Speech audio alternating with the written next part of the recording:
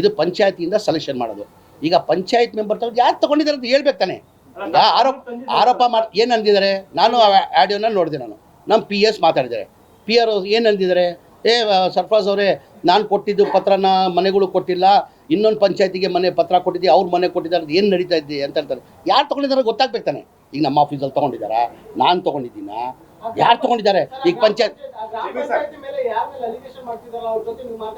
ಇಲ್ಲ, ನಾನು ಈಗ ಈಗ ಯಾರ ಕ್ಷೇತ್ರ ಅದು? BR ಪಾಟೀಲ್ ಅವರ ಕ್ಷೇತ್ರ. ಈಗ ಆರೋಪ ಮಾಡಿರೋದು ಯಾರು? BR ಪಾಟೀಲೇ ಮಾಡಿ, ಅವ್ರು ತಾನೇ ಹೇಳ್ಬೇಕು. ನನ್ನ ಗಮನಕ್ಕೆ ಸರ್ ಹೇಳ್ತಾ ಇಲ್ವಾ ನಾನು? ಒಂದೇ ಮಾತು ಹೇಳ್ತೀನಿ ನಾನು. ಈ ಮನೆಗಳು ಒಂದು ನಿಮಿಷ, ಈ ಮನೆಗಳು ವಿಚಾರದಲ್ಲಿ ಯಾರನ್ನ ದುಡ್ಡು ತಗೊಂಡ್ರೆ ಅವ್ರ ಮಕ್ಕಳು ಹುಳ ಬಿದ್ದು ಸಾಯ್ತಾರೆ. ಅದಕ್ಕಿಂತ ಹೆಚ್ಚಿನ ಬೇರೆ ಪಕ್ಷದ ಶಾಸಕರು ಆರೋಪ ಮಾಡೋದು, ನಿಮ್ಮ ಚಾರ್ಜ್ ಶೀಟ್ ಹಾಕೋದು, ಅದು ನೀವು ರಾಜಕೀಯ ಕಾರಣಗಳಿಗೋಸ್ಕರ ಅಂತ ಹೇಳ್ಬೋದು. ಬಟ್ ನಿಮ್ಮದೇ ಶಾಸಕರು, ನಿಮ್ಮ ಪಕ್ಷದ ಶಾಸಕರು ನಿಮ್ಮ ಒಂದು ಇಲಾಖೆ ಮೇಲೆ ಆರೋಪ ಮಾಡ್ತಾರೆ ಅಂದ್ರೆ ನಿಜವಾಗಿ ಇಲ್ಲ. ಯಾರು ಅವ್ರ ಮಿನಿಸ್ಟರ್ ಮೇಲೆ ಹೇಳಿದಾರ? ಇಲ್ಲ, ಒಂದ್ ನಿಮಿಷ. ಇಲಾಖೆ ಅಂದ್ರೆ ಯಾರಂತ ಹೇಳ್ಬೇಕಾದ್ರೆ ಈಗ ಒಂದ್ ನಿಮಿಷ. ಅವ್ರೀಗ ಅವ್ರನ್ನ ಈಗ ಯಾರನ್ನ ಮೇಲೆ ಈಗ ಮಿನಿಸ್ಟ್ರು ದುಡ್ಡು ತೊಗೊಂಡು ಮನೆ ಕೊಟ್ಟಿದ್ದಾರೆ, ಇಲ್ಲ ಅಧಿಕಾರಿಗಳು ದುಡ್ಡು ತೊಗೊಂಡು ಮನೆ ಕೊಟ್ಟಿದ್ದಾರೆ, ಇಲ್ಲ ಪಂಚಾಯತ್ ಮೆಂಬರ್ ದುಡ್ಡು ತೊಗೊಂಡು ಮನೆಗಳು ಕೊಟ್ಟಿದ್ದಾರೆ ಅಂತ ಆಗ್ಬೇಕು ತಾನೆ. ಏನಾದ್ರು ಕ್ಲಾರಿಟಿ ಬರ್ಬೇಕು ತಾನೆ. ಏನು ಕ್ಲಾರಿಟಿ ಇಲ್ಲ ಅಂದರೆ ನೀವು ತೋರಿಸ್ಕೊಂಡ್ರೆ ನಾವೇನು ಮಾಡೋಕ್ಕಾಗ್ತದೆ? ನನ್ನ ಮಾತಿಗೆ ನಾನು ಹೇಳ್ತಾ ಇಲ್ಲ, ನಾನು ನನ್ನ ಮಾತಿಗೆ ಬದ್ಧಾಗಿದ್ದೀನಿ.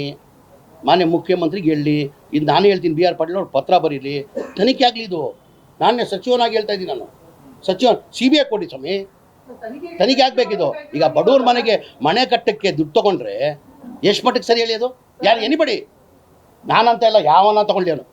ಅದೇ ನಾನು ಮಿನಿಸ್ಟರ್ ಅದು ತೊಗೊಳ್ಳಿ, ನಮ್ಮ ಸ್ಟಾಫನ್ನು ತೊಗೊಳ್ಳಿ, ನಮ್ಮ ಇಲಾಖೆಯ ಅಧಿಕಾರಿಗಳನ್ನು ತೊಗೊಳ್ಳಿ, ಪಂಚಾಯತ್ ಮೆಂಬರ್ ತಗೊಳ್ಳಿ, ಅವ್ರ ಮೇಲೆ ತನಿಖೆ ಆಗಬೇಕು, ಅವ್ರ ಮೇಲೆ ಕಠಿಣ ಕ್ರಮ ತಗೊಳ್ಳೇಬೇಕು. ತನಿಖೆ ಈಗ ನಾನು ನನ್ನ ಕಡೆಯಿಂದ ಅವ್ರ ಮಾತಿಗೆ ನಾನು ತನಿಖೆ ಮಾಡಿದ್ದೀನಿ. ನಾನು ಆದೇಶ ಆಲ್ರೆಡಿ ಕೊಟ್ಟಿದ್ದೀನಿ. MD ಅವರು ಇಲ್ಲೇ ಕೂತಿದ್ದಾರೆ. MD ಅವ್ರಿಗೂ ಹೇಳಿದ್ದೀನಿ, ಏನ್ರಿ ಆ ಥರ ಯಾವ್ದನ್ನ ನಡೆದಿದೆಯಾ ಅಂತ. ಇಲ್ಲ ಸರ್, ನಮ್ಮಲ್ಲಿ ಬೆಳಗಿಂದ ಅವ್ರು ಕೂತ್ಕೊಂಡು ಅರ್ಧ ಗಂಟೆ ಎಲ್ಲ ವರದಿ ಕೊಟ್ಟರು, ಆ ಥರ ನಮ್ಮಲ್ಲಿ ಯಾವುದೂ ನಡೆದಿಲ್ಲ. ಈಗ ಹೇಳ್ಬೇಕು ತಾನೆ ಸರ್. ಈಗ BR ಪಾಟೀಲ್ ಒಂದು ನಿಮಿಷ, ಒಬ್ಬೊಬ್ರು ಮಾತಾಡಿದ್ರು. ಯಾರು MLA ಗಳು ಏನಂತ ಯಾರು ಪಟ್ಟಿ ಕೊಡಿ, ಯಾರಂತ ಹೇಳ್ಬೇಕು ತಾನೆ. ನೀವು ಹೇಳ್ಬೇಕು ತಾನೆ. ಹೇಳ್ರಿ ಏನಿದ್ರಿ? ಒಂದು ನಿಮಿಷ. ಈಗ ನಾನೇನಂದೆ, ನಾನು ಸಾಬೀತಾಗ್ಬೇಕು ತಾನೆ. ಈಗ ಆರೋಪ ಯಾರು ಮಾಡಿರೋದು? BR ಪಾಟೀಲ್ ತಾನೆ ಆರೋಪ ಮಾಡಿದ್ರು. ಆಯಿತು ಸ್ವಾಮಿ, ಹೇಳ್ಕೊಳ್ಳಿ, ಸಂತೋಷ, ಖುಷಿ ಪಡಲಿ.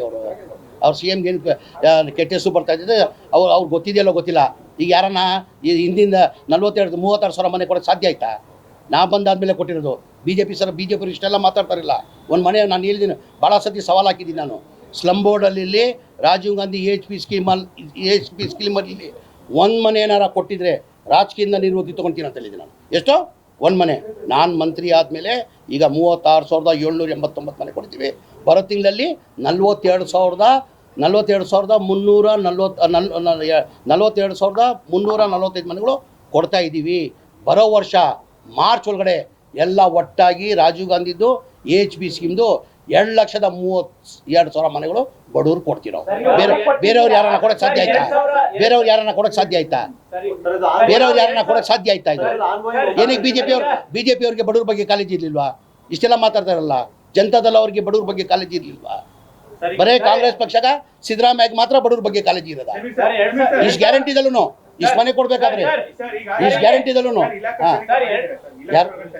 ಮಾಡ್ತಾ ಇದ್ದೀನಿ ನಾನು. ಮಾಡ್ತಾ ಇದ್ದೀನಿ.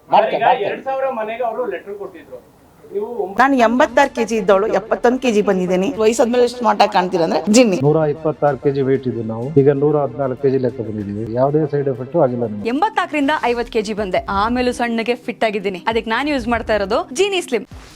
84ರಿಂದ 50 kg ಬಂದೆ. ಆಮೇಲೆ ಸಣ್ಣಗೆ ಫಿಟ್ ಆಗಿದ್ದೀನಿ. ಅದಕ್ಕೆ ನಾನು ಯೂಸ್ ಮಾಡ್ತಾ ಇರೋದು ಜೀನಿ ಸ್ಲಿಮ್. ಸಣ್ಣ ಆಗಕ್ಕೆ ಜೀನಿ ಸ್ಲಿಮ್ ಯೂಸ್ ಮಾಡದೆ ಹೆಲ್ದಿನೂ ಅದೇ. ನೀವು ಸಣ್ಣ ಆಗಬೇಕಾ, ಹೆಲ್ದಿ ಆಗಬೇಕಾ? ಹಾಗಿದ್ರೆ ಜೀನಿ ಸ್ಲಿಮ್ ಯೂಸ್ ಮಾಡಿ.